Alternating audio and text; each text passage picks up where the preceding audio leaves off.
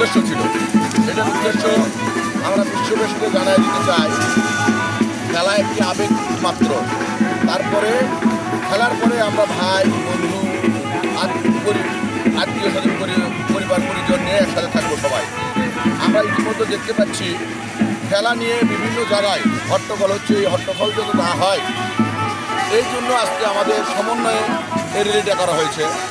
আমরা আজকে দেখেছি কলোনি যেভাবে নতুন এবং পুরাতনদের নিয়ে যেভাবে স্পটটি ছাড়িয়েছে, আমরা মনে করি আগামী যে 2026 সালে আমাদের যে খেলাটা হচ্ছে, এই খেলাতেও ইনশাআল্লাহ আর্জেন্টিনা জয় লাভ করবে এবং মেসি এবং মার্টিনেজের শেষ বিশ্বকাপ হওয়াতে তারা প্রাণপণ চেষ্টা করবে এবং তার সতীর্থরা চেষ্টা করবে যে এই বিশ্বকাপটা যে কোনো মূল্যে যে কোনোভাবে একটি সুন্দর খেলা উপহার দিয়ে বিশ্ববাসীকে তারা উপহার দেবে বলে আমি আশা করি।